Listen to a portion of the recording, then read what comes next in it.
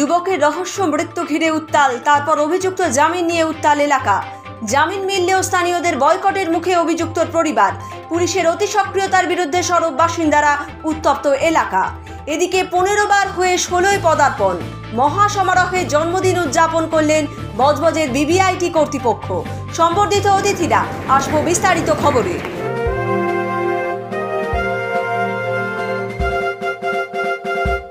রামকৃষ্ণ বজবজ বিভাগীয় বস্ত্র বিপণী, বজবজ কলেজের এক যুবকের মৃত্যু ও তাকে ঘিরে গ্রেপ্তারি ও পাল্টা গ্রেপ্তারির অভিযোগে রীতিমতো শোরগোল। ঘটনাচক্রে গত জানুয়ারি মাসে কলকাতা কর্পোরেশনের 137 নম্বর ওয়ার্ডে মেটুয়া বুরুজের হালদারপাড়ায় এক যুবককে খুনের অভিযোগ ওঠে তারই মালিকের বিরুদ্ধে। মৃত যুবক অভিযুক্তরই কাছে কাজ করতেন। সেই ঘটনার পর স্থানীয় বাসিন্দাদের বিক্ষোভ ও মৃতের পরিবারের লোকজনের অভিযোগের ভিত্তিতেই অভিযুক্তকে গ্রেপ্তার করে মেটুয়া বুরুজ থানার পুলিশ। কিন্তু জেল থেকে জামিন হওয়ার পর হাইকোর্টে অভিযুক্ত আবেদন করেন যে তিনি বাড়ি ফিরতে পারছেন না। হাইকোর্টের নির্দেশে গতকাল অভিযুক্ত বাড়ি আসার পরই এলাকায় নতুন করে উত্তেজনা সৃষ্টি হয়। স্থানীয় মানুষজন বিভিন্ন জায়গায় পোস্টার সেটে ওই পরিবারকে বয়কট করার জন্য আবেদন জানান। বাসিন্দাদের অভিযোগ, অভিযুক্ত ব্যক্তি বাড়ি ফিরে নিজেই নিজের ঘরে আগুন লাগিয়ে দিয়ে প্রতিবেশীর নামে বদনাম দেওয়ার চেষ্টা করছে। খবর পেয়ে ঘটনাস্থলে পৌঁছায় বিশাল পুলিশ বাহিনী। বাসিন্দাদের অভিযোগ, নির্দোষ দুজনকে অহেতুক আটক করেছে পুলিশ। অভিযুক্তের বাড়ি ঘিরে রেখেছে পুলিশ আধিকারিকরা। এলাকায় এখনো পর্যন্ত রয়েছে উত্তেজনা। আমরা কিছু জানি না। আমি ঘরে ভাত খাচ্ছি, পুলিশ এক ব্যাগ ঢুকলো, ঢুকে আমাকে মারতে বার করলো। বলে এটা তোর বাড়ি না, তুই এখানে ড্রামা করছিস। আমার পা ভাঙা, আমি অ্যাক্সিডেন্ট হয়েছে, আমার সব রিপোর্ট আছে, আমি চলতে পারি না। আমার এই লাঠি সমেত আমার লাঠিটাকেও ছুঁড়ে ফেলে দিয়েছে। আমার মেরে দেখুন হাত পাত কী করে দিয়েছে, এই দেখুন এই করে দিয়েছে, পা কেটে দিয়েছে, পা পুরো ফুলে পায়ে লাঠি মেরেছে। আমরা কিচ্ছু করি না। বলছে তোরা এই পাড়াতে এই থেকে এইগুলো করছিস, তোরা এগুলো করে বেড়াচ্ছিস, ওরা বাড়িতে গেছে, তোদের কষ্ট হচ্ছে কেন? যারা মার্ডার করেছে 8ই জানুয়ারি যারা মার্ডার করে কিছু ছেলে, সে মার্ডার করার পরে এতদিন তারা বাইরে ছিল। আজকে পুলিশ ঘুষ খেয়ে তাদের ঘরে ঢুকেছে।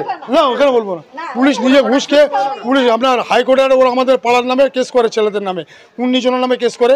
তারা সে আপনার কেসটা ওরা কেস করেছে, ওরা কেস করে ওরা কি করেছে আপনার সেই কেসটা ডিসপোজ করে দিয়েছে হাইকোর্ট। করে দেওয়ার পরে সে রায়ও বেরিয়ে গেছে আমাদের কাছে, যে রায়ও আছে। দেওয়ার পরে আজকে হঠাৎ ওরা পুলিশকে সেটিং করে ওরা ঢুকেছে। কোনো পারমিশন নেই। পুলিশ নিজে থেকে ওদের নিয়ে এসে বাড়িতে নিয়ে এসে আর পাড়ার লোককে মারতে চালু করে দিয়েছে। কেউ কিছু বলে না, ওরা নিজের আগুন জ্বালিয়েছে। বলছে এইরকম অত্যাচার। আর আমি একটা অসুস্থ, আমি চলতে পারি না, আমি যে আমার পায়ে কি অবস্থা হয়ে আছে। পুলিশকে বলছে স্যার আমি কিছু জানি না, আমার বাড়িতে আমি থাকবো না। না এটা তোর বাড়ি না, তুই থাকতে পারবি না এখানে বলে এইরকম মেরেছে। ঘুষো লাঠি যেরকম পুলিশ একবার মারছে। আমার স্ত্রী বারবার বলছে যে আমার বাড়িতে আমার স্বামী থাকবে না। বলছে না আমি ওসব বুঝিনি, তুই চল। ওরা যেহেতু বেল পেয়েছিল কোর্ট থেকে, বেল পাওয়ার পর ওরা বাইরে ঘাটে ছিল।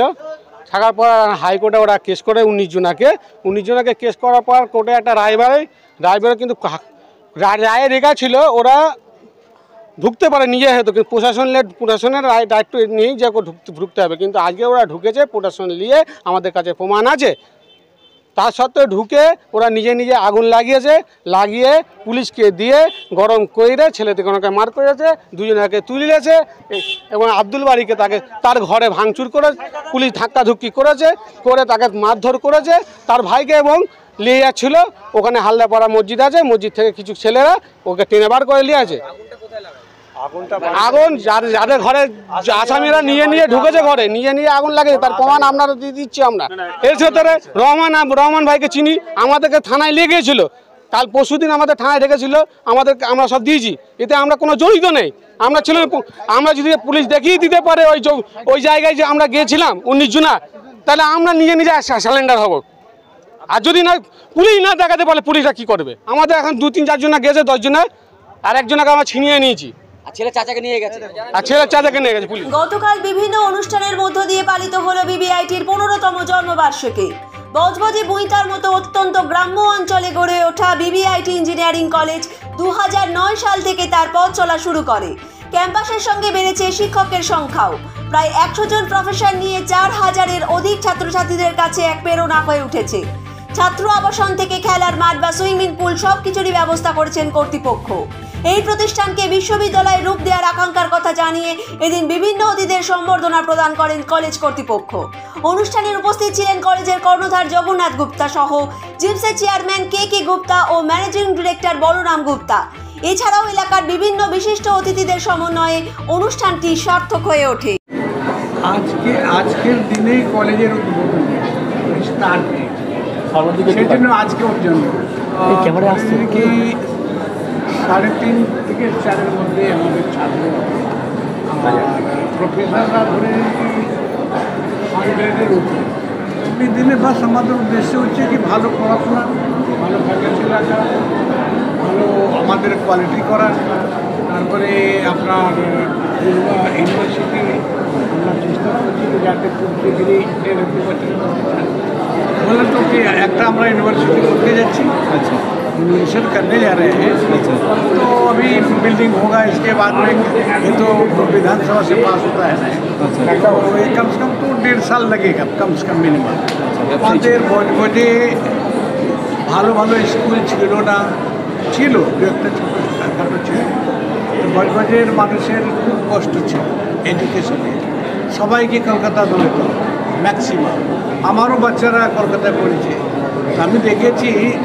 সেই জন্য আমি ভেবেছিলাম কি বজবজে আগে আমি স্কুল নিয়ে আসবো। আমি নিয়ে এলাম স্কুলটা, গার্মেন্ট স্কুলটাকে জায়গাটা আমি খুব কম জলের দামে আমি দিয়েছি।